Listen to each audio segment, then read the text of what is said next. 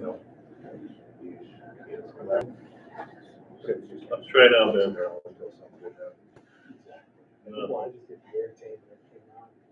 You're not muted on your end, are you?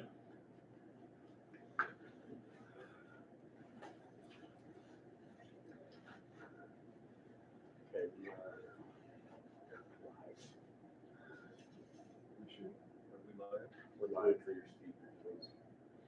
See, Did test speakers. no, but do it. Go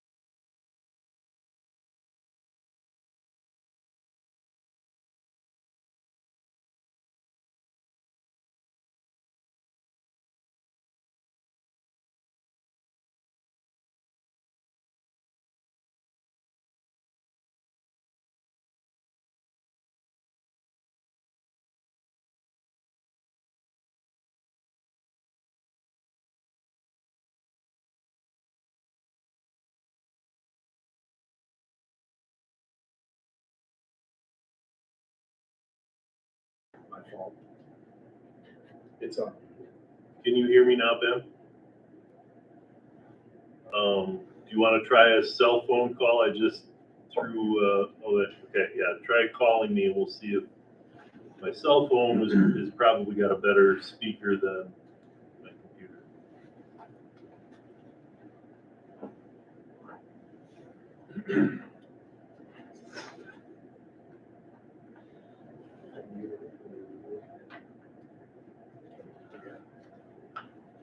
Okay, you are on speakerphone, Ben. Perfect. All right. Can you hear me? I can. I'm going to put you in the middle of the room. We'll see how that goes.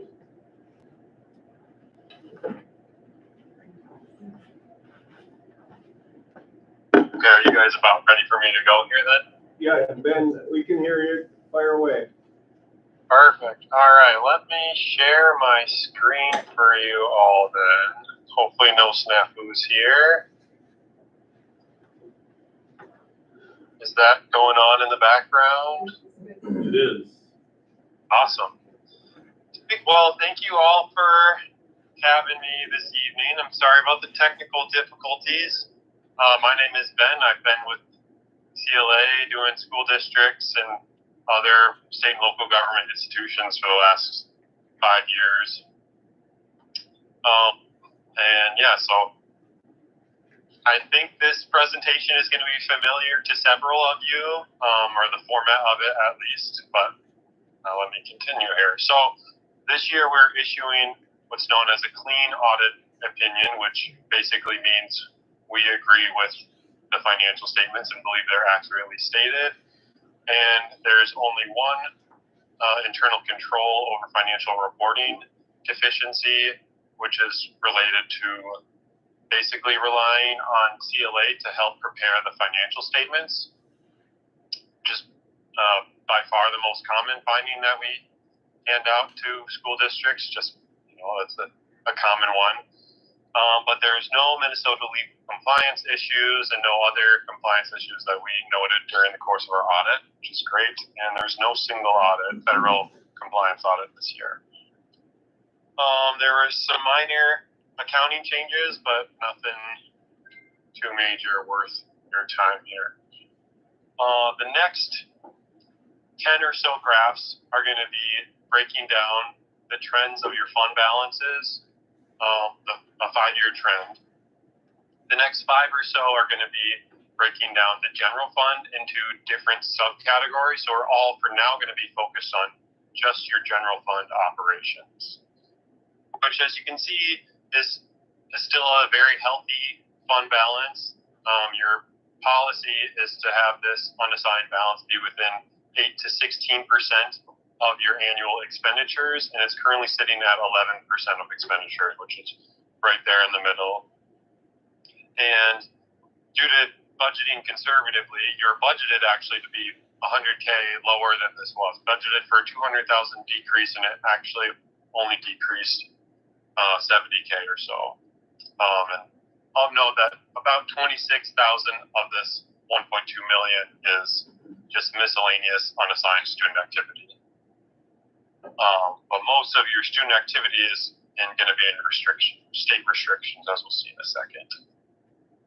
This graph is showing your assigned fund balances, which have been stable over the last 3 years. So there's a slight increase this year for iPads, but like I said, mostly stable, so not much to see here. This graph is showing your state restrictions, which are these bar graphs would be subdivided amongst many different items, mostly scholarships or student activities, to name a couple. But the large increase this year is spread across 3 of these categories: literacy incentive, student support personnel, which are new this year, and then a $60,000 increase in staff development. But like I said, these are state restrictions, and they are heavily restricted funds. There's only, specific uses that you can make do with these funds. So, but great to see, upward trends here. And these are your all restrictions, excluding your 2 capital related, which we'll see in the next 2 slides. So this graph is showing operating capital, which is, think of, textbooks or inside of the classroom upgrades, course upgrades, or technology upgrades would be within your operating capital. It's showing 0 because this isn't allowed to go in deficit here. There are expenditures going on here, but then it's supplemented and brought back up to 0 from that unassigned balance that's transferring in here. I think it's something, talking to Craig and Barb, that to potentially look at in the future of just upping those revenues, maybe after some debt payments have dropped off, to help this start to grow rather than to be in a negative territory and supplemented by the unassigned balances. And then our last general fund trend is this long-term facility maintenance. So this would be like that 10-year project plan whereas the previous operating capital is looking at within a classroom kind of course upgrades, textbook upgrades. This is looking at your facility-wide, building cost upgrades. And this is a pretty typical trend, whereas if before in fiscal year 2019, if we had that on, it would have been much higher. And then there was this big boiler project in fiscal year 20. There's a big expenditure dropping the fund balance, and then it slowly rises up over time. And then you'll have another building project where it'll get spent out. So this is a common trend we see in the LTFM is it goes steady increases from year to year and then a big drop. Obviously, it's not ideal that it's in the negative, but it's definitely not unusual because it's just kind of how this LTFM works. It's on your 10-year plan, and I'm sure you guys have a 10-year plan for other planned expenditures here coming up. And so now we're going to move on into your other couple of funds here. So this is looking at your food service fund balances, which again, this is a really common trend across the school districts that I see is, in fiscal year 22, as meals became grant funded, in fiscal year 22, they're federally funded, and fiscal year 24, they were state funded. But there's a large increase as meals became free, and then from 23 to 24, many school districts are trying to spend down this fund balance, and even then it's going up just with the free meals. The food service program is getting used more heavily. So it's something to look into, spending this down where possible going forward. This community service fund balance might be the scare graph, I suppose, that we'll have up here, where it's obviously had a tough 2 years here, but I believe it started going down right around the time of starting your new daycare program, which is obviously a great thing to offer to a community that I believe has had some exits in your daycares that you guys provide. And, in these 2 years, kind of still figuring out where that program is going to be and how it's going to operate. But this community service is probably the most common fund that operates at a deficit that I see. And it's one that you'll want to be looking into, going forward to figure out how can you make it more profitable. But it is, I know a lot of districts, and maybe this is a part of your guys' vision, see a daycare and see other community service as an investment in the community and retention of people and students in a world where declining enrollment is the reality. So, and this is your debt service. There's not much to say here. Funds coming in, funds going out with just, your regular principal payments. And your capital projects fund there, it's a bit unusual from other districts. So you guys have some rainy day, 1 day bonds, and there was no activity in here besides investment income. Okay, so moving on from the bar graphs, got a couple of pie charts just showing this graph is breaking down your $10.9 million of total general fund revenue, and you're saying, okay, where does this money come from? And obviously, the vast majority of it comes from state sources, which is directly tied to those students.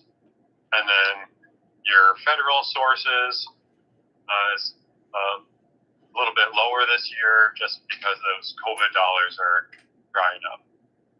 But your interest income and other is going up. Just, we've had some good market conditions. And the next two graphs are going to break down expenditures. The first graph is going to break it down by how it was spent, and the second one is going to break it down by where it was spent. So, fiscal year 24, the salaries and benefits is a bit larger just due to a new teacher's contract.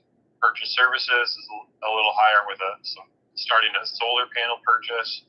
And then supplies and capital are a little bit smaller pies than last year, just because of some COVID upgrades that happened in the past fiscal year 23. So, like I said, this graph breaks down the exact same expenditures, just instead of where they're spent or how they're spent, it's where they were being spent. As auditors, a lot of times we'll look through and say, okay, this light blue graph light blue pizza slice is your regular instruction, and then continuing clockwise all the way to the light gray where it's pupil support. We see those as, okay, those are your expenditures that are going to the students, which this year, that's 75% of your expenditures are going to the students versus 74% in fiscal year 23. 75% is pretty typical, or roughly average of what we see, but it's great to see a higher percent, more cents per every dollar going to students. A couple small changes here or there, but not too much that's noteworthy. And then this graph is showing our 5-year trend of those general fund revenues and expenditures.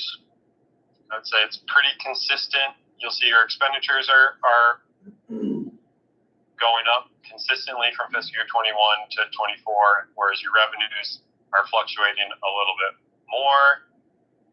Fiscal year 21 to 22 having some COVID bumps in there, and then pretty even but positive fiscal year 23 and 24. This is showing your district enrollment numbers over the last 5 years. And as I said, this is part of the reality of being a school district in Minnesota and the United States reality. There's some declining enrollment here, and it sounds like it's expected to go down another 25 students in the next 2 years or so. And just a call back to that revenue pie chart we showed a little bit ago, that your largest part of the pie here, 80% of your revenue is directly tied to your ADMs here. So it's definitely something to be having your head as a board here.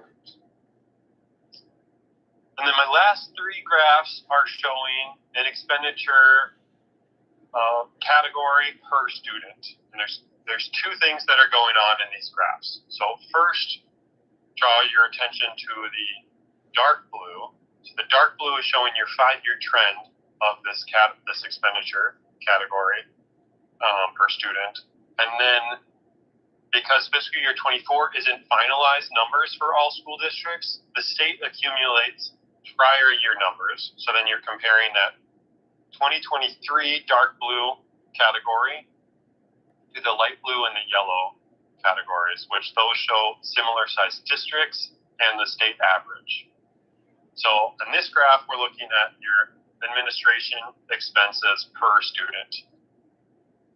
And there's a big, in the 5-year trend, there's a big bump from fiscal year 22 to 23, adding a COVID-funded dean of students.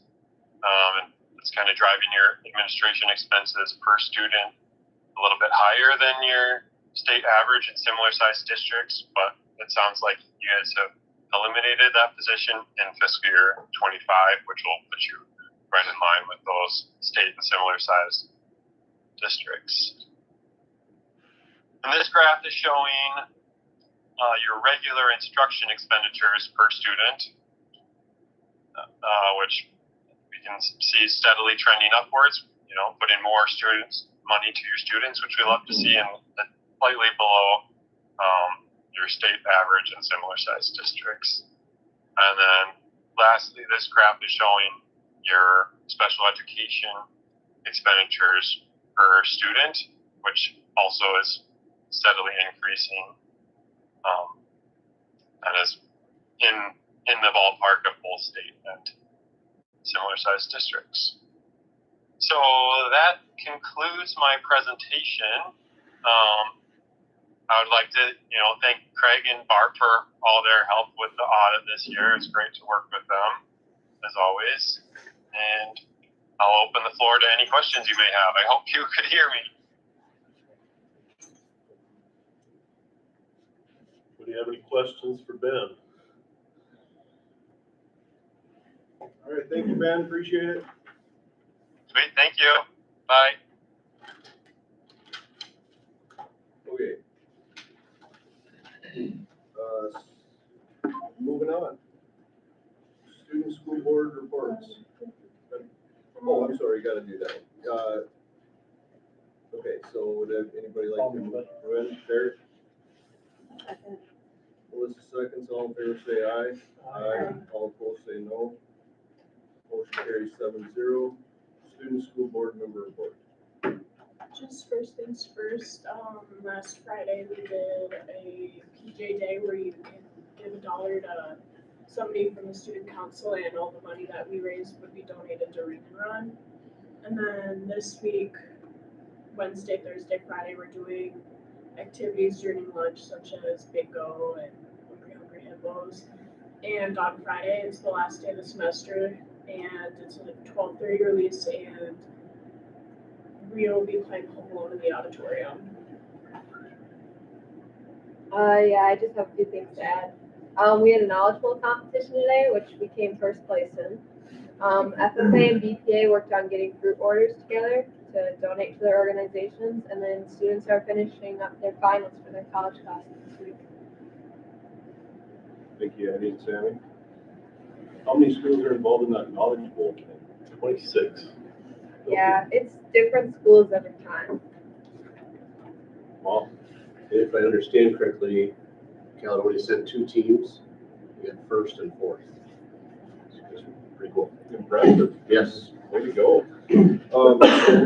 Last month you offered to give anybody a tour of the high school. Does that still stand? Yeah. Okay, I probably won't be able to do it till next year, but I'd like to do it, like 2025 at some point, that'd be great, so. Okay. All right, awesome. Moving on, truth and taxation, Mark? Can people hear me from here, or you want me to move? Wonder if clap once to see if the camera looks at you. Let No, me it ask- didn't move. I know Okay. Gretchen's on. Should I ask her if she can hear? Come here, Barb.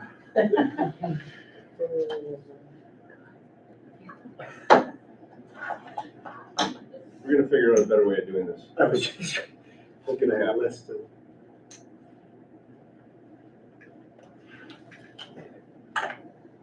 So are you gonna be on the slides up there? I sure am. Or?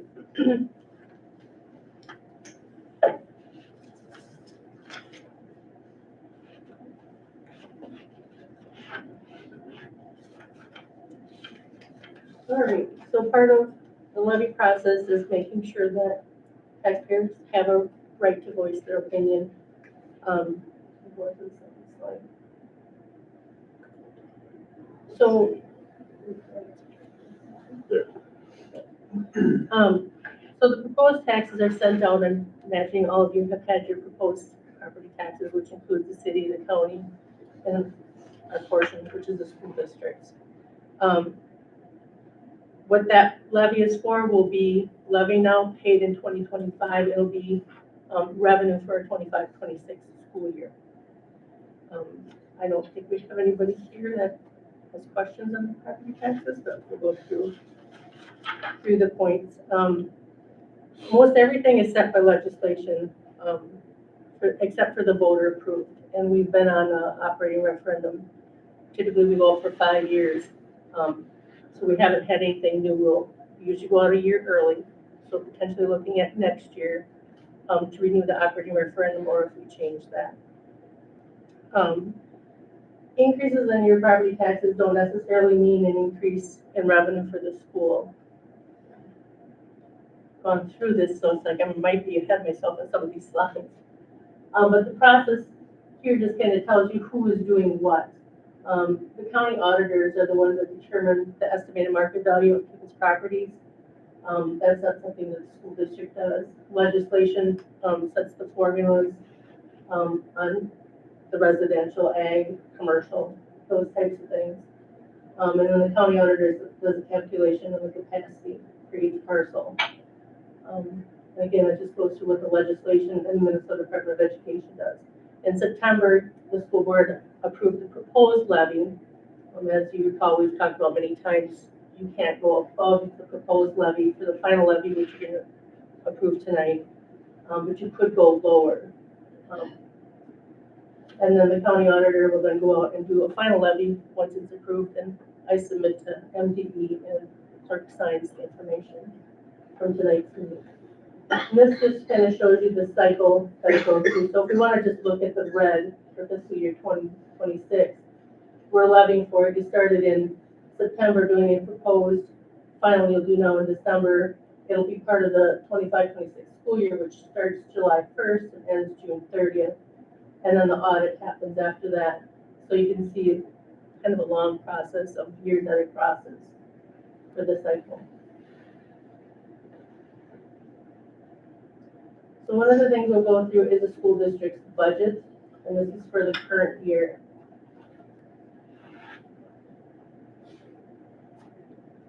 Part of this is maybe a little redundant because Ben covered it in the audit as well. The general fund is basically where most of our revenue comes from, and it's basically generated by student enrollment, which is how we fund schools mostly. Local referendums, special ed dollars are included in here, extracurricular, or transportation, facility maintenance, like the LTFM that he was talking about, capital, and health and safety. The other funds, which Ben also covered, was food service, which can only be used for food service. So revenue brought into food cannot be used in the general fund or community ed. It can only be used in food service. As Ben talked about before, we've seen an increase in that revenue. Typically before, you're only supposed to have a reserve of 3 months. They're allowing us to have 6 months with a plan of how to spend that down. And I know we've had meetings with Rachel on equipment and things that she needs to purchase to try to get that down. Community ed is where you obviously have community ed programs. That's early childhood and family education, school readiness, and it's also where the daycare is. And again, as Ben talked about, the daycare is one of the programs that is struggling. However, several years ago, the board decided that that was a community service we needed to offer. Also looking at our community is we don't have housing and daycare. How will our schools continue to increase enrollment or at least stabilize? And debt service is where we have the loan or a bond payment for the retrofit of this building and the building of the middle school, high school. That debt is scheduled to be paid off in 2029. And that's where we were talking about when that drops off, that lowers our taxes, but what are things that we need? Like Ben was talking about for the capital projects or zero, that we can kind of sustain it, still have a savings for taxpayers, but not have it plummet and then decide, oh wait, we need a big project, and then now we're drastically increasing tax. This is looking at the revenue budget, and it's comparing the information which Ben presented for 23-24 actuals, and that's broken up by funds, and comparing it to our 24-25 budget, which is our best estimate, and showing the difference. Again, you will see we'll need to adjust our budget for food service because we're taking in way more revenue than was initially budgeted. Kids are eating because meals are free. However, I was in a medical meeting this afternoon, and the forecast looks okay for the next year, but then the state of Minnesota is looking at deficit spending. So that'll potentially affect what kind of formula we'll have for our enrollment for state aid. So this is kind of why we've been saving for fund balances for these types of situations. The next screen just does the same thing with pie chart, showing where our revenue comes from, and as you can see, majority is from the state, and then the local taxpayers. This screen is showing our expenditures, and again, comparing 23-24 actuals to our budget. And again, food service is the area, just like we're bringing in more revenue, we have more expenditures. So we need to be looking at that, and I'll be working with Rachel on better budgeting for food service, but our focus has always been on the general fund. And I guess second in line would be community ed, because food service has been doing very well.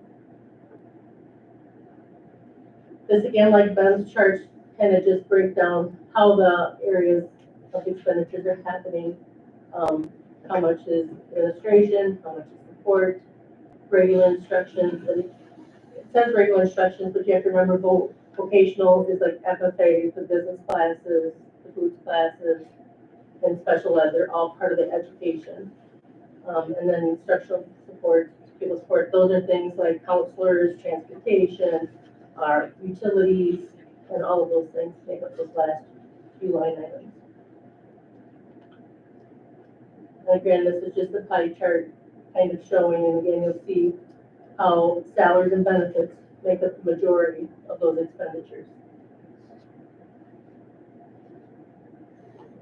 And this is looking at what our projection is for fund. That's kind of wonky. Yeah. That's not how it looked like up front.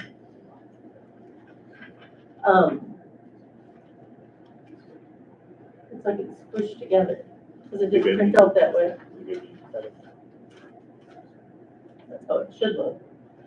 Anyways, it's showing our unassigned fund balance decreasing some, but our assigned balance is still being over the 4 million. And then we have other areas that are reserved, like what Ben had talked about before, for committed for separation. Those are just some amounts that we've said we're gonna assign to these funds balance. It's not the state restricting how they're supposed to be spent, like it would be for operating capital, long-term facility maintenance, staff development. Those are things that the state says. We've set aside some for technology, curriculum, heat pumps, and those types of things. Matt, I'm trying to figure out if it's because I zoomed in a little bit, is that why it's moving? It's a PowerPoint too.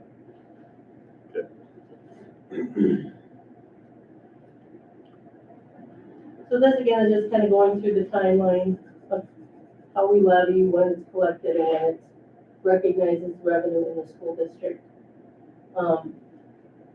Again, this is based off of the state formulas and voter approved. I do what's called a summer levy, so I go in and I tell it, yeah, we want to do youth services. Yeah, we're gonna have some unemployment and give estimates, but there's a limited number of things that I say we're gonna levy for. Most of it is a state generated formula. Again, this talks about how the sales ratio impacts, so as property values increase, it can change the basis of someone's property values, which could change their taxes. So you'll see that our taxes actually went down $17 from the previous year, but some individuals' taxes may have gone up if the value of their property is assessed higher.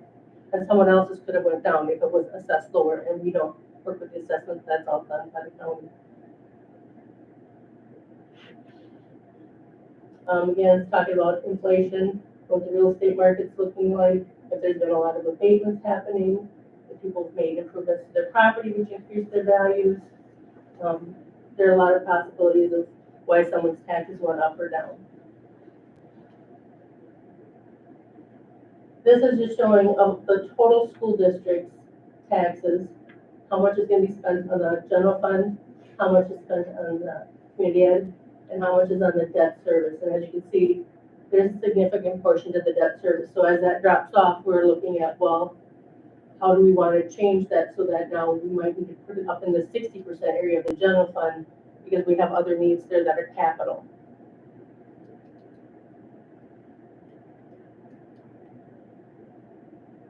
So this is just comparing last year's school district tax to what we're proposing, and the board will need to finalize tonight. And there, again, is that $17 difference between last year and this year. So, as we talked about before, there's minimal change for the school, but individuals could see a change on their personal property tax or statements. And this is just kind of breaking down some of the items. There's a lot of other categories within the general fund. And feel free to connect with me if you want more detail on this. We're talking about the general fund, and then comparing the community ed and debt service to come down that total difference again, just looking at it from a different perspective.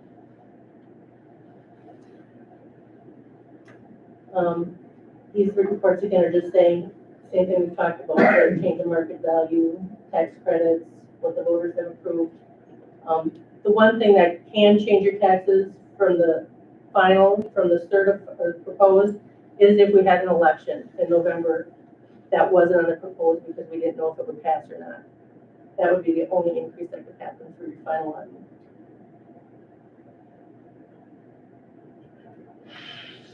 Again, some of the same types of things, property values. And this again is coming down to what was on. And I think you all had the detail of the statement if you wanted to go through that 30-some page calculation, how the numbers were arrived at. So we're asking that the board approve that $2,511,818.50 final levy. That's it? Anybody have any questions? Did you say the state's forecasted deficit spend in 25? No, first one?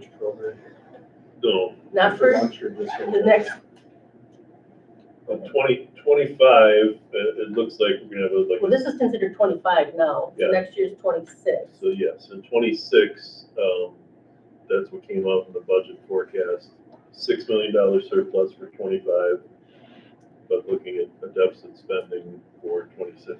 And this is statewide, this is, so we had an $18 billion surplus in 23, and now within 3 years, they're forecasting the deficit spend? Well, remember, State the level? state approved all free meals. That used to be under COVID federal funds, and now it's state. And then we have the summer unemployment. Yeah. That I can levy for regular unemployment, but not for the summer. And unless there's legislative change this next biennium, the general fund will have to cover that cost. Because you're not allowed by legislation currently to levy for that. It won't pencil for any. That's amazing. So what does it look like for meal-wise? What's the Well, projection on that? I'm not a legislator, but that's one of the things that, it's probably the one that costs the state the most money. It's hard to unring a bell. I mean, school districts didn't used to provide transportation for students either, but once that's a great idea, and once they did, I don't think you could ever stop providing transportation. But my fear before they made the meals free is how were we going to pay for this? And that's kind of what we're seeing. And if that bell were to get unrung, I think there would be people that would be upset or whatever. But that one and the unemployment and the earn, save, and sick time are the three that have huge price tags that my fear is the state won't be able to pay for them, but it's already out there, and districts will have to find a way to pay for it. Or they'll raise your state.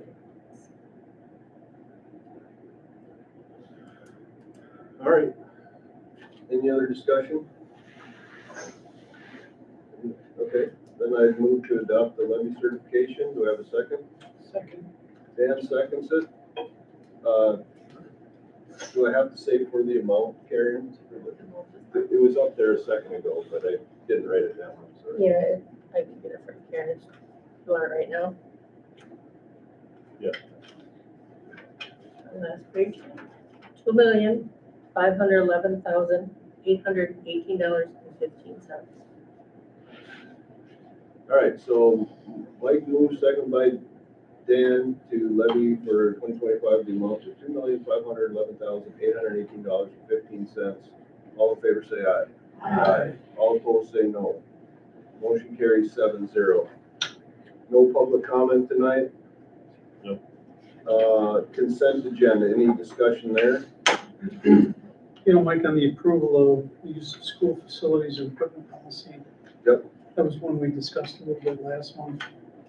And I still haven't, the final was gonna be in these minutes we read. But I still have a problem with that class 2 where you've got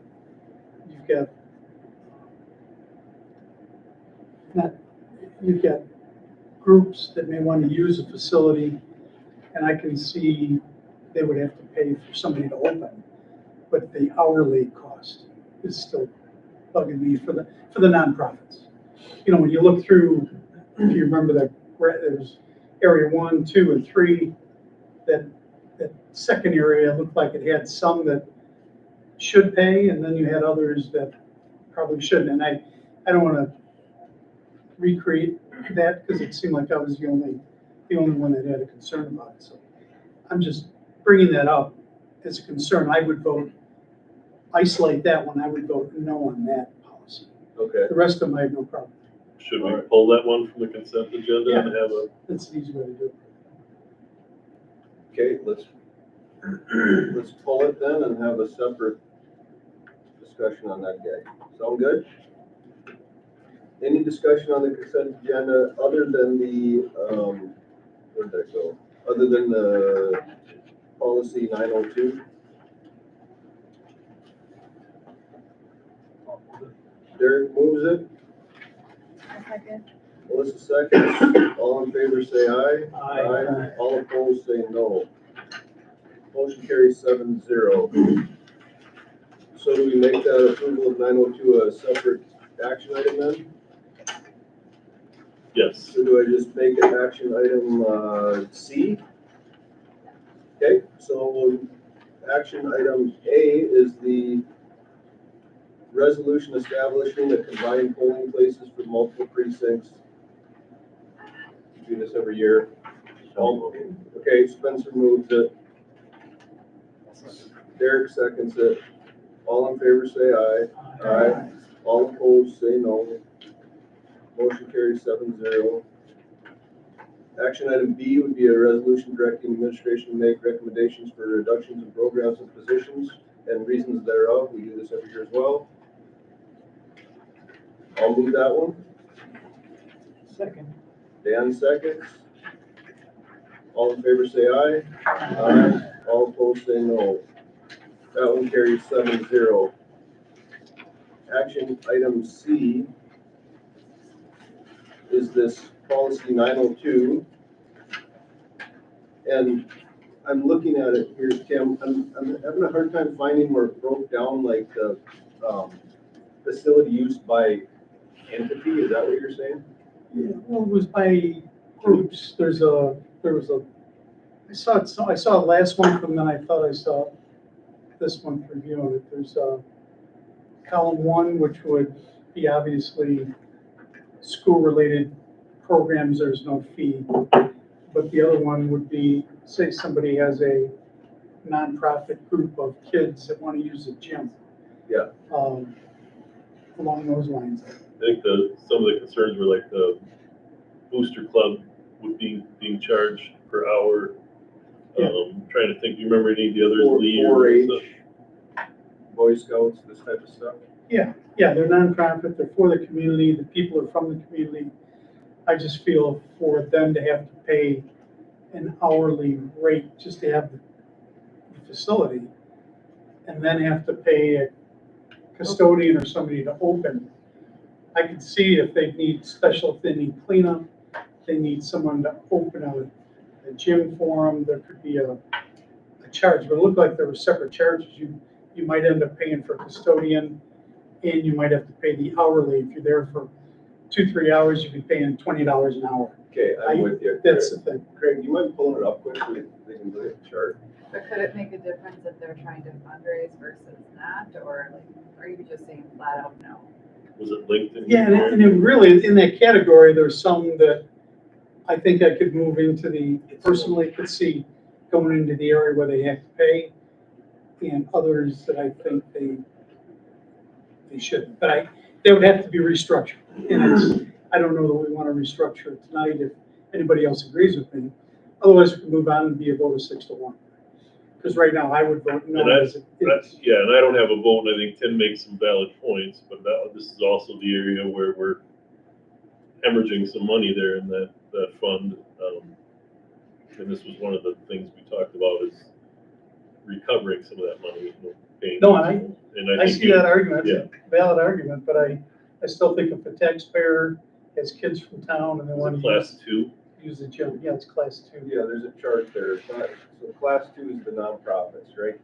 This is what you're referring to? Correct. Yeah, okay. If you go down to the chart down there, facility use fees.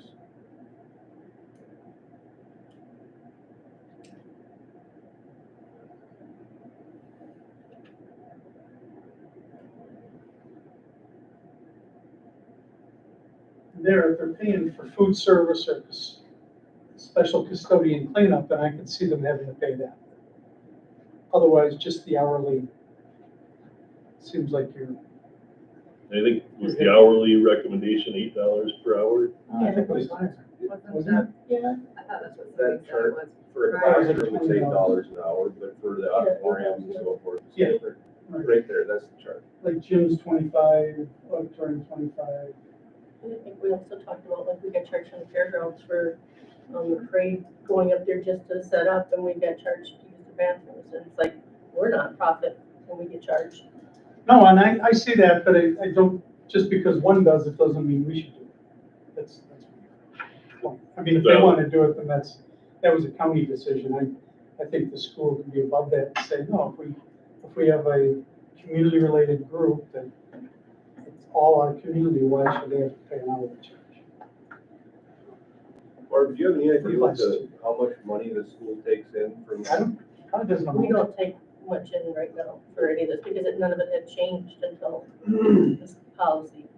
Because most of them are considered nonprofit anyhow, and so they weren't getting charged. So up until this point, there was no charge. Okay. There's minimal charges happening. I mean, right now, I think there's a class that's offering a community ed class, or their own class, for profit, that's using our facilities, that's being charged.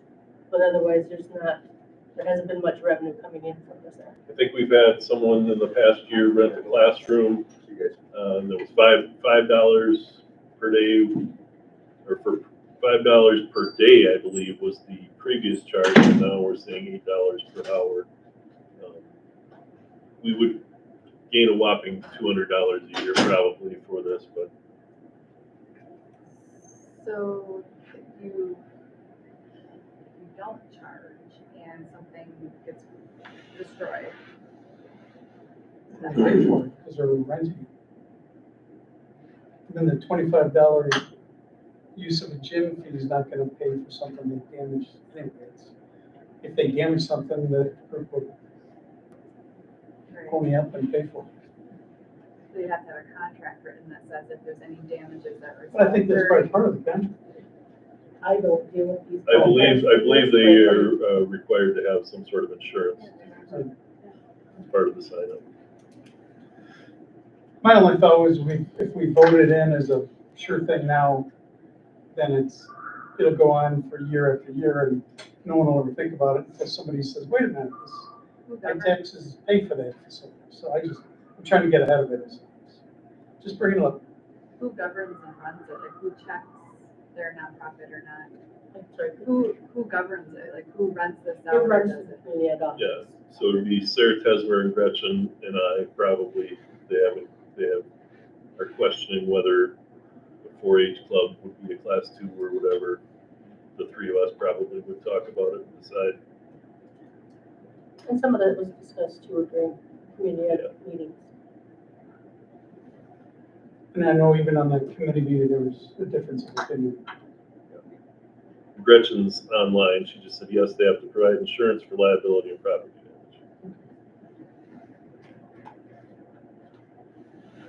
Two ways of looking at it. It's not a huge amount to charge somebody. $25 an hour for gym is pretty cheap. But I can see Tim's point too. I mean, they're already paying taxes on the building. Right, this was one of the things we talked about in our finance thing, and hey, you know, these things prices haven't increased since I think 2004. It's been a long time.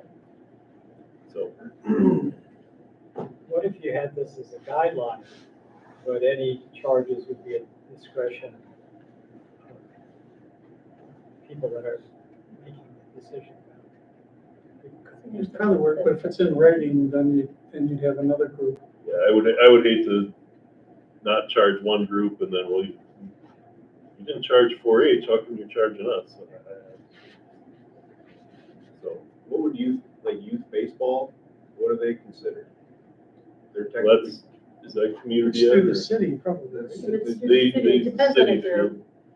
nonprofit or if they're, you know, a booster club where they're making money. well, they're not, like the parents, Booster every clubs parent, are nonprofit. That's it. Booster clubs are nonprofit. But they're making money and they should be reporting their finances to us. booster clubs support their finances, Steve? No, they're supposed to. I've not gotten anything. We're separate legal entities from the school. The booster clubs are supposed to, We are, but you've never, since you've been here, you've never got a report? they can't, I mean, it makes sense because they independently operate. So I mean, they can't do anything about our financials. I mean, we can't change them. No, but I mean, when they come and request, well, we need this equipment or that kind of thing. So there, I Well, have to go it's not back the and, booster clubs that request it, it's the sport that requests it, and then when the school can't fund it, then the booster club steps in and funds it. So it's not the booster club that's right, but there is requesting it. legislation. I'd have to go back and find it. I can send that But out. that's the reason why a booster club cannot be tied to a school as well, because there's also legislation that they have to be completely separate and independent. I don't Who know. are their finances accountable to? I mean, the state then, or the, The booster club is just, it's a nonprofit, I mean, we have our, no, I know, but we have your. as far as board, audit of just the come money from they state, bring in and. Wherever they're registered. Knowing we had the wrestling boosters up in Hancock with me, we made some pretty big bucks, but back then, that's when we were one of the first four to start the youth tournament before we put some good money in the club for the boosters. I thought it was a good deal. The school didn't charge us for it, but that was back in the 1980s and late 1970s, so I'm sure a lot has changed since. And the only reason why the booster clubs got started in the first place is because the school couldn't fund the necessary items in some of the Yeah, cases. sports booster clubs they gotta go back to the 1950s probably. They probably do, but in this particular instance, I mean, you look at the funds of the sports and it doesn't cover anything. So that's where the booster clubs really kind of ramped up. They just stayed separated and how they have to be by law. in the grand scheme of things, this probably isn't gonna matter either way. I just kind of checked with Gretchen. She says it's not gonna affect any groups. We don't have any nonprofit youth organizations besides sports that rent our facilities, so. So the elementary, so because of class 2 would be considered intramural or elementary sports programs. So the elementary sports programs that are currently renting? Or No. They're not, but they would be. They're class 2, and I believe we have no charge for class 2 currently. Currently, no, but Correct. we But we're would, so we'd going be, I just don't, so the elementary sports programs then would have to pay for the gyms and the soccer fields and all that, correct? Correct. On an hourly rate. And then Who's gonna- hourly, and then they'd have. Actually, to pay they- We might have a daily rate at present, don't we? I know for the classrooms, we have a There was daily, a maximum or something like that. We had a- Well, you do have a daily, like Southfield Field, $50 a day. and I thought the class 2 in the previous one was $5 a day, but I could be wrong. It was much less. You know, Yeah. we came up with this, boosted the fee, but now it actually brings attention to it. It's substantially more. Right. But who's, the elementary sports programs, who's gonna, how do they get funded? That, it would be the, I mean, they, every parent pays $75 to have their. That's to whoever is putting that on. Yeah. It's not run through the school.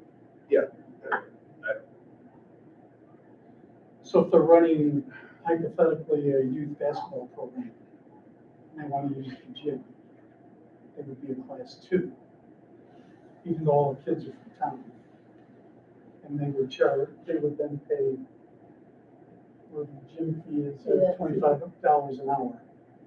And if they play for 6 weeks, whatever it comes out to, plus would they pay for custodian to open and cleanup fee? Well, I guess it would depend on what facility they're using. But the And gym, if they're on holiday, custodians on staff. So if it was a Saturday event and there wasn't a custodian here, then they would be charged. I can't imagine they would get paid if it was on a Friday and we had custodians on. but here. that's my point, is that why, you know, kids that are from the town, some dad says, hey, let's get a travel basketball team together, it's not AAU. Now they're gonna have to pay to open the gym. And again, I don't have, I'm going back to years ago where it's a lighted schools program, goes back to Evanston, Illinois, back in the day, where if you want to use a facility that the taxpayers have paid for, and all the people that are using it are from that town, for the most part, then should they pay an hourly fee to use it and pay a custodian to come up and open, clean up, and that part I have no problem with. If you've got a man coming in or lady coming in to clean up, great. But the hourly fees what bugs me when taxpayers are paying for the facility already. They've already paid for it. So it's all principle. No, you're, yeah, the city charges youth basketball for the auditorium. And I don't think they should. Right, You know, exactly. I'm not saying that's, No, I'm it's just just, saying that, yeah, I don't know. so we can only control what we control. And Yeah. being part of it, I figure I'd throw out my opinion. All right. What do you guys want to do? You want to vote on it, or do you want to think about it for a while? It seems like there could be like unintended consequences possibly of this that we're not checking through. So one suggestion is we could raise the rates because they need to be raised. But we could keep the classes as they are and track it to see, because I guess I don't know how many people this is gonna affect. It may not affect anybody. I just think once it's in writing though, Yeah, and somebody with good intentions comes in and they say, let's scrap it. It's gonna cost us, for the 5 weeks we want to use the gym, it's gonna cost us $1,000 Right. so let's just skip it. So, I mean, the rates I think need to be addressed because it's been years. So I feel like those should go up, but if we've got issues with who's being charged, maybe that needs to be looked into a little bit more. I don't know, that's just. Yeah, no, it's a good one. So then what happens with this? Should we table it till January and see if Gretchen can? I think you table it because like I say, you gotta realize too, I think, look at me being a coach, we give a lot back to the school back then. We purchased the new uniforms and everything. I'm sure Lee, same way with their basketball boosters too. I mean, the schools really benefit by getting new uniforms back and everything else. We get new warm-ups and that costs the school a penny. That would have cost them had they been in the budget. That's where I'm coming from as a coach. And that's a very valid point too, but I think when we look at the deficit of the Fund 4, we have to take those kinds of things into account too, and Understand. They should come through as donations, but they should come through as, right? So we should be approving them as donations, so if the club buys a uniform or something, it should be a donation from Right. X, Y, and Z. Sounds like we need an accounting of what has happened, so we know what the uses has been and what we can anticipate before we start Yeah. charging. And I don't think there's any hurry for us to adopt this. This is good, healthy discussion. This was something that was brought forward when we were trying to figure out how can we increase revenues for Fund 4. Okay, so how about, Dan and Melissa's point, we asked Gretchen to kind of break down exactly what's happening here, maybe a little more, and we'll table it till January. Maybe They're just get a historical view of who has rented or Yeah. used Yeah, like who's the clients? Yeah. Is everybody okay with that? Okay. Where the organizational board meeting or the regular board meeting in January? Well, Gretchen will be at the organizational one this year. So the regular one? Thank you, Karen. Administrative reports, Mr. Mulder?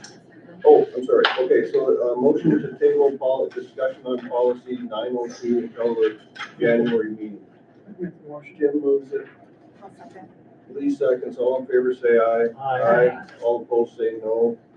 Motion carries 6-0 now because we lost Derek to the concert. Okay, administrative reports, Mr. Mueller. Excuse me, just a couple things that I want to highlight. I have been in contact with Thurman Tucker from the Quails Forever group, and we are working on trying to have some preliminary talks about a stewardship team, trying to do some more things with some outdoor habitat for quail and obviously other animals as well. And so this is kind of just be kind of like a club.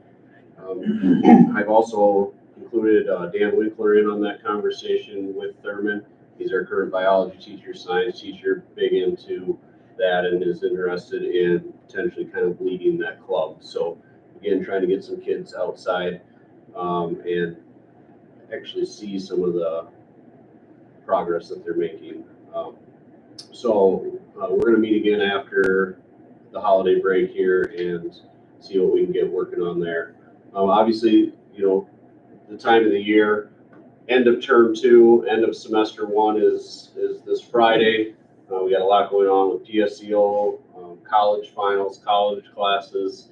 So there's just a lot going on to wrap up semester 1, and then obviously we come back from Christmas break and we have semester 2 that gets started, class changes and all of the, you know, things that go on as well.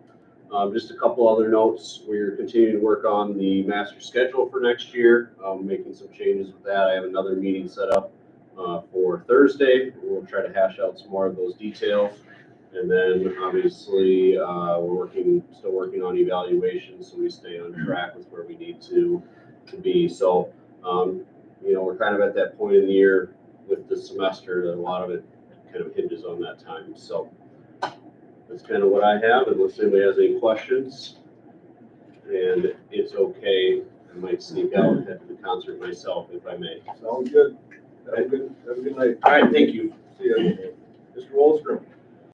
The only thing I really liked to touch on was the Christmas concert, which was awesome. Mostly want to shout out to Miss Heidi Myrie, who does an amazing job organizing that, and the creativity she has to come up with the fun skits and the songs and all of that.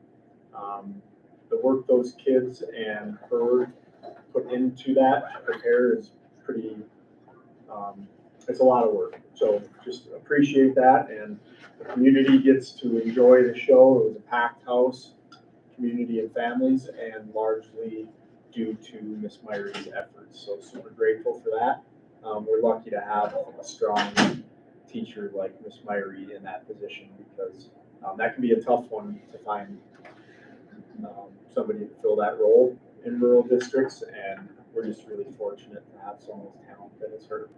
So yeah, that's about it. Other than that, your holiday spirit stuff is going strong here. I mean, you can see a lot of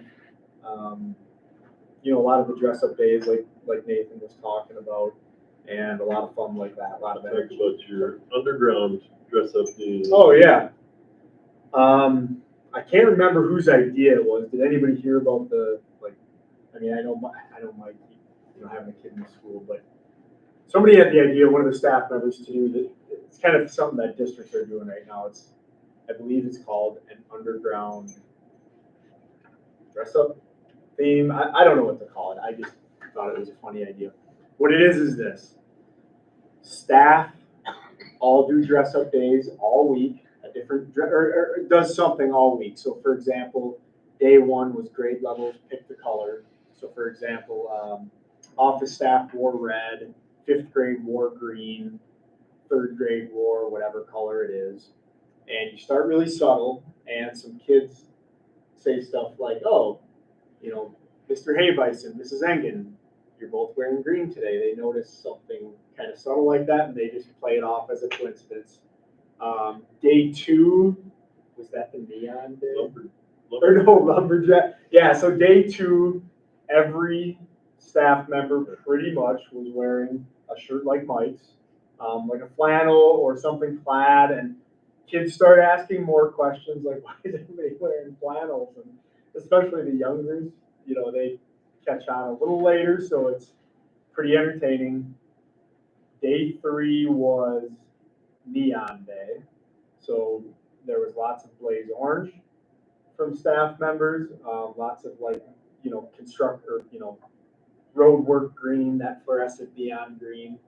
And by that time, 4th and 5th, I would say, had a pretty good handle that there was planned things. Drink from anything but a cup. Day. Thursday was drink from anything but a cup day.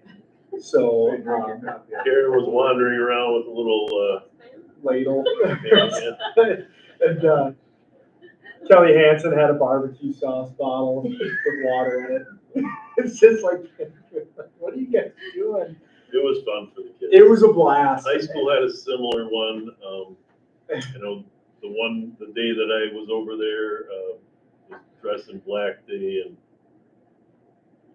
what the kids had figured it out pretty quickly. And Mr. Erkey got a black shirt but no black pants, and I had to admit that I didn't have any black pants that fit me. It was a fun week. Yeah, it was definitely it was fun for, honestly, the staff kind of felt like we were all pranking the kids in a fun way, watching them try to figure out what was going on. And it was, one of the teachers' ideas, I think it might have been a combination of Shannon Kochi, J.K. Bison, and Emily Engen. I think they're the ones who came to me with it. But it was a lot of fun. And then the 5th graders, a group of 5th grade girls, at about 7:45, they came in the building, and they came up to me and they said, "We're getting revenge on you." And they all had matching outfits on. And, we just played dumb with it. But yeah, good school spirit. So, yeah. Other than that, no, everything's going really good. Any questions about elementary school stuff going on? Okay, let me know. Yeah, Christmas concert was great. I can't imagine how much work that is. It's incredible. It's unbelievable. All right, Ms. Swan is not here. Mr. Erkey? Water main was the big deal today. Got a phone call at about 8:03 saying, hey, we need to shut your water off. And we immediately went into scramble mode, which turned out, then they said, well, I think we might be able to get it shut off. And then, but anyway, at 12 o'clock, they said they were going to shut it off at 12:15. I said, can you give us a little bit of time so that we can get something out, because we're going to have something out. They actually fixed it relatively quickly, and it's obviously back up and running now, but that was kind of a mess, and I apologize for any inconvenience, but obviously we had no control over any of that. We did have, when we were in scramble mode, we were scrambling on some plans on busing kids over to the elementary school. We're going to flesh those out a little bit more, just in the event that if something like that happens again, we'll be more prepared. But we have that on our administrative agenda to kind of talk about that. The other thing I wanted to report on is that a couple of weeks ago, I think it was December 9th, there were several superintendents from the area that met with Representative Greg Davis to talk about child care, and mostly we talked about PSEO and how that is kind of a financial hardship for districts. And some of the students are reporting that some of the PSEO classes are easier than some of the classes they have, so they take those. But we're also hearing from some of the students after the fact that those classes might not have prepared them for college as much, which is kind of a oxymoron, but Well, that's not why they're taking the PSEO classes. They're taking them for the college credit. so, for the most part, that's correct. But some of them are reports from other schools are taking them because it's easier than taking the high school classes. Well, yeah, that's why it's a legislative issue, is if you can earn college credit, it better be a pretty rigorous course. And the issue is that some of these PSEO classes are very rigorous. But we all know some college courses are not rigorous. Yeah. So, True. I mean, and then especially the ones that they're probably taking, because they're taking in gen ed, to hopefully transfer to wherever they're going to be counted in. I mean, if you're talking like a level 300 class versus a gen ed, yeah, the gen ed's gonna be easier. But like my general psychology class was significantly more challenging than PSEO psychology class that was kids were getting college credit for. So like it can be a little insulting to teachers and especially insulting to college institutions when they, accept credits and the kids aren't learning much and cheating. That's going to be a bigger thing legislatively. We're going to see more things. Who regulates that? Not sure I'm not State sure on or that. state college board? Because there must be a curriculum. And I think that's part of the issue is there isn't a lot of regulation on it. But I don't know. And then you do run into the fact of when these kids take these PSEO classes, not all of them will be accepted by the schools that they go Yeah. to. So you kind of take a gamble on that as well. So the state schools aren't accepting all of these? Usually it's the private that don't accept them. The state schools are usually pretty good to work around it because they're usually coming from like a tech school anyway that they're probably already co-opted with or whatever the case may be. It's usually the private schools that don't. And the other thing is out of state. Go out of state, your credits are less likely to transfer. I know one of the superintendents that was there had a daughter that took several PSEO courses, went to Iowa State. None of them transferred. So The reason AP, when AP first came out, the reason that, I don't know if it still stands the test of time, but the reason it did is you had to pass an exam to prove that you earned the credit, and now it's not that way. So it is a goofy thing. There's going to be more restrictions coming down. yeah, there's some great ones. I know my daughter graduated in 4 years, but she also double majored and had a chemistry minor in 4 years because of some of those PSEO courses that did transfer. So, I mean, you have the happy stories. right. Where everything transfers or everything but maybe like one class. January 31st, there's a legislative breakfast where, and the conversations I've been having about childcare with Greg David and Jeremy Miller are ongoing. We have on January 9th, we have a meeting scheduled with our EDA and some people to see if there's any way we can make childcare more affordable for the people in our community and therefore make more money at our venture, which I think is a fantastic public service. We saw with the closing of the Little Gnomes in Spring Grove how detrimental that was in Spring Grove. So like to keep it going, but at some point we have to ask the question, do we keep it going at the cost to the district or to our taxpayers? So Can I throw something in? Like, how do other daycares survive? I mean, they have to be in the same position otherwise, because it's not that they're held to a different standard than we are. they are. They are. Everyone has different standards. Yeah. Centers. So what's the different standard then? I mean, they don't have to have, like, the ratio doesn't have to be as There's a whole bunch of stuff. Yeah. Like, structured. not only ratio, but there's a binder like this. Or school run? Well, School Center. running it? so- Just centers in general, there's a lot of rules. So you're saying that our center is held to a different standard than the other center? No, then the in-home daycare. Okay, then an in-home daycare. Okay, but center to center, then We're very. they're all, they all are Same struggle with the same issue. but a lot of them are closing because they aren't able to make money. Right. And they charge, we're a very affordable daycare center as it stands right now. Well, it really isn't just a school issue, this really should be a city-county issue, because if we don't have daycare anywhere here, it's gonna affect the whole population. And that's what we're gonna Okay. talk about. Yeah, on the night. get them involved in it. Right. Yeah. Yeah, I mean, written, Yeah, because if the budget is funded Legislators by city, county, and school, then you can make something.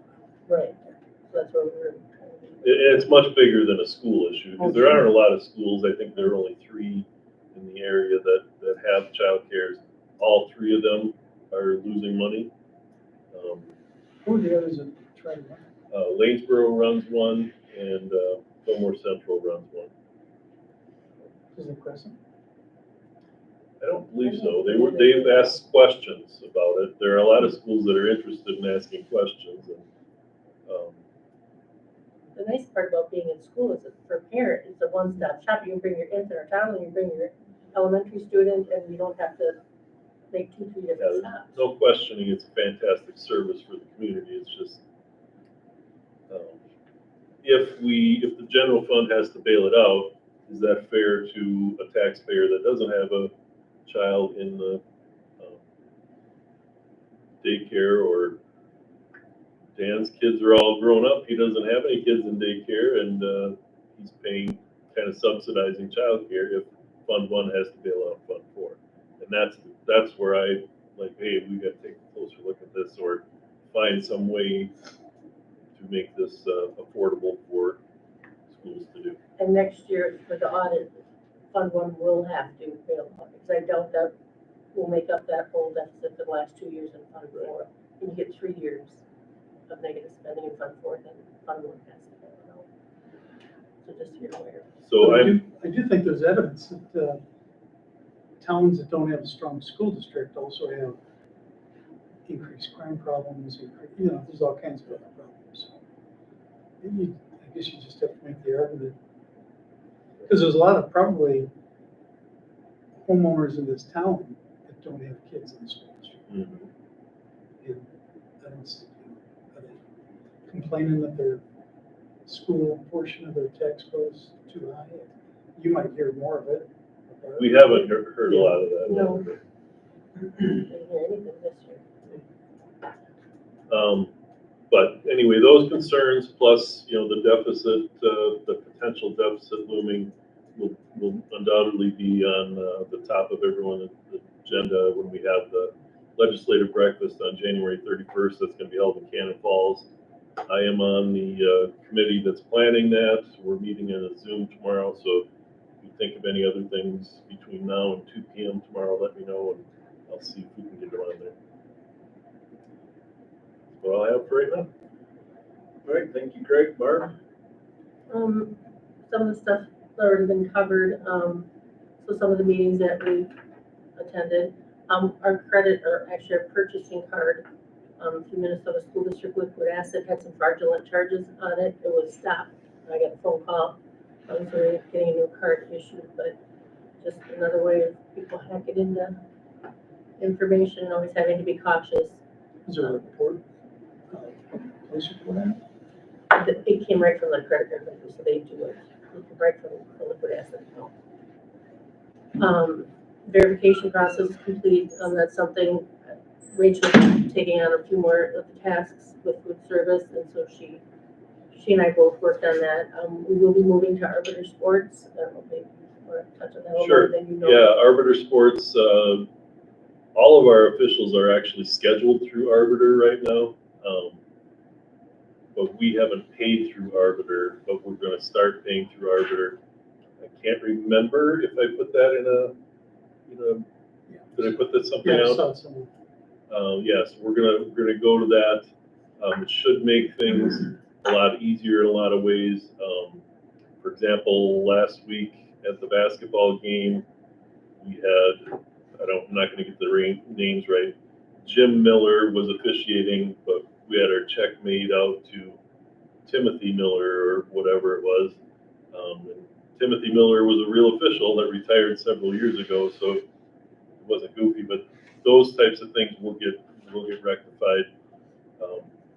It won't happen, but there should be a lot of efficiencies in there. Barb's a little skeptical, but we've kind of done our homework, talked to business manager from St. Charles, former superintendent in Bob Shaw Kellogg, and one of the things he did when he took on his new business manager role is told his school district, we're going to do it this way because it's a lot easier. So Are the refs still assigned though by Scott? Is he assigned refs to? Scott will put his request into the schedulers the same way as he's already doing, and they then in turn schedule it through Arbiter.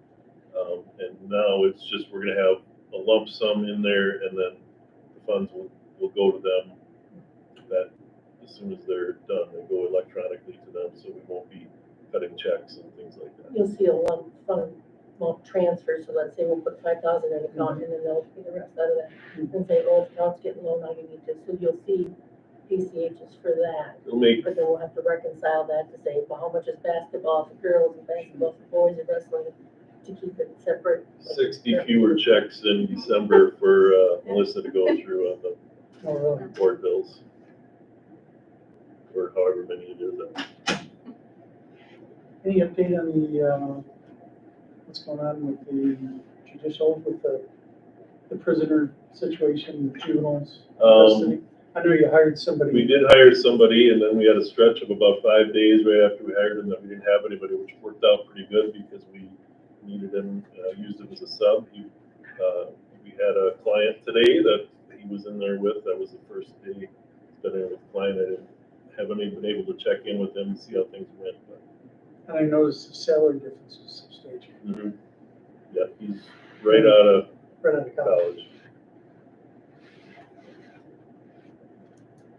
Just other meetings, compulsory reports due usually in the fall, offering support in the health office. Para training, that was something new this last year. There's 8 hours that you have to keep an audit trail for when we get audited, that we get reimbursed for training for some support personnel for basically classroom paras. And they're changing up a few things this year to make sure everyone can pass and become highly qualified. So part of it can't be for the parapro, just for this year only.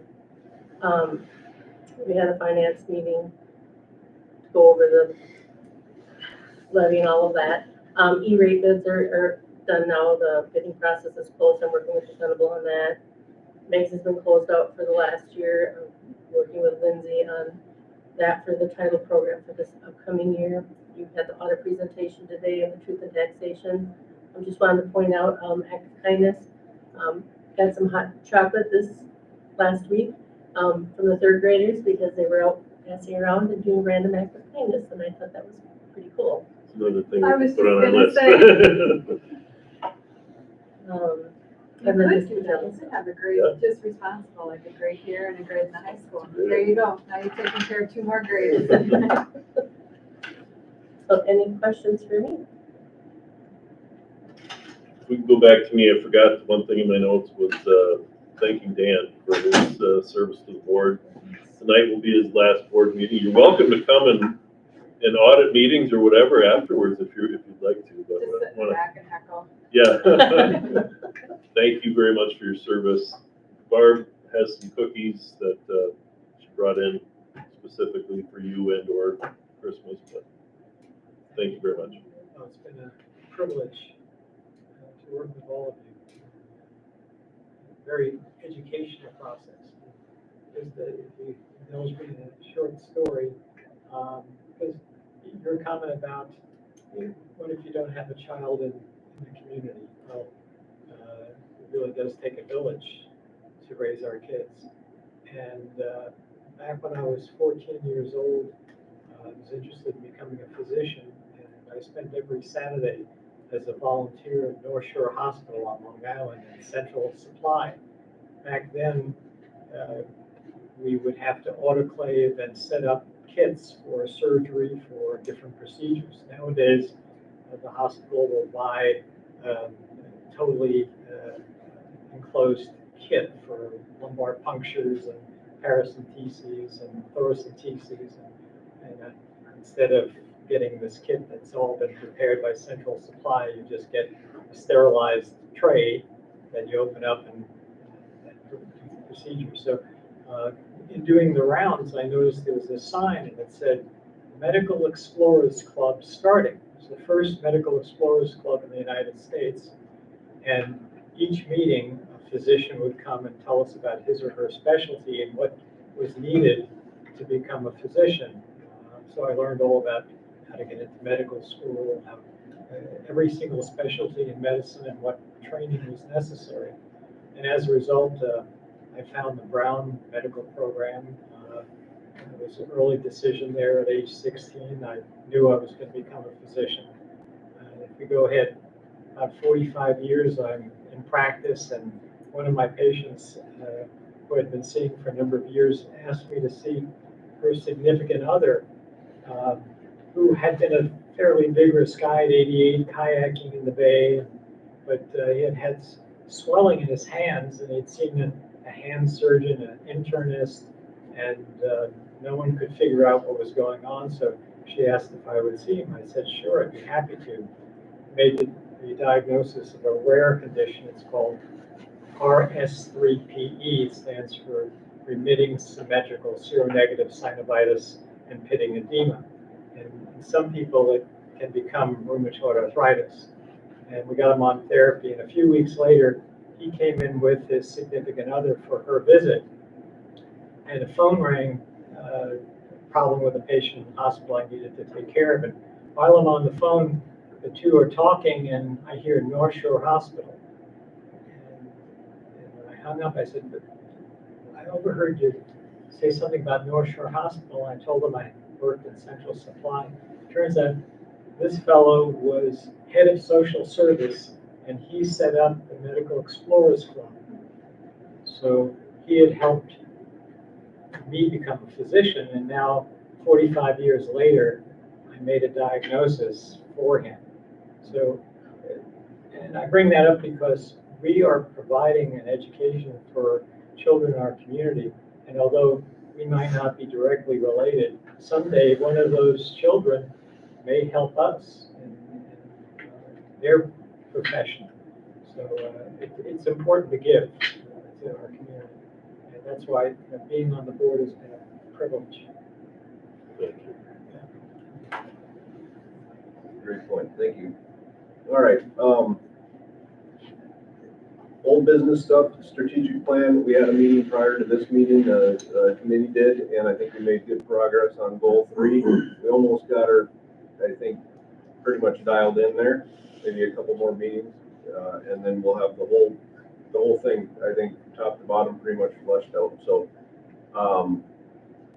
that's all I got to say about the strategic plan update tonight, unless anybody else has anything to add. School policies. Any discussion on any of these policies? 1 potato, 2 potato, 3 potato.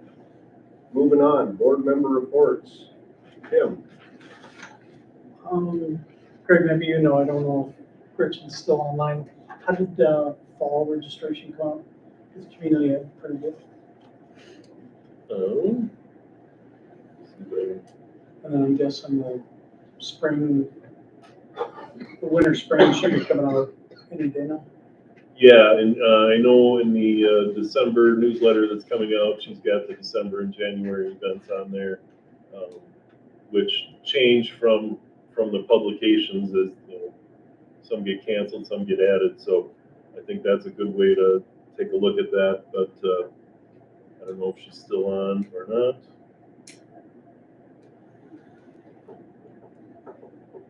But yeah, I don't have any knowledge of that. And yeah, if you get to it, wait, just get an update on how many went, how many didn't go, I guess. And then on police investigation, any more information on that? No, I don't have any more information on that. We'll save Dan for last tonight. How about Spencer? Do you got anything? Yeah, the only thing I've got, I guess, would be tomorrow we got or Wednesday we got the HSED meeting, the final one of the year. What we do up there for our last meeting of the year is we have a potluck in a minute. So anyway, come up I always try to come up with something different. Ludicrous. No, a little better than that. I'm gonna bring some elk from Alaska that one of my wrestlers brought down to the reunion up in Moorhead State here a weekend or so ago. So, but otherwise, it's kind of a good time, you know, and Christmas cheer and everybody loves to eat. There's great cooks up there, and as far as the board, I know we're gonna lose 2 people, our vice president and our clerk deputy, but our vice president, another longtime employee, or the guy from Wabashaw's been there for 40 years, I think, he's retired, so. Outside of that, that's about it. It was gonna have something on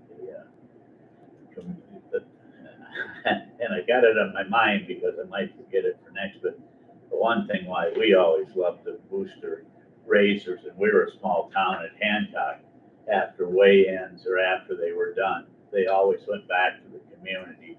They went down to the Blue Room Deed or the one across the street or the local pub, you know, and put money back in the town. I think we got to remember that, you know, that the community gets a little money out of all these fundraisers that they have up here too. And of course, she couldn't Phil down there, what was it, Blue Room? I said, you come up here, offer a breakfast at school, and you take every penny out of there for that, you know, so to get back.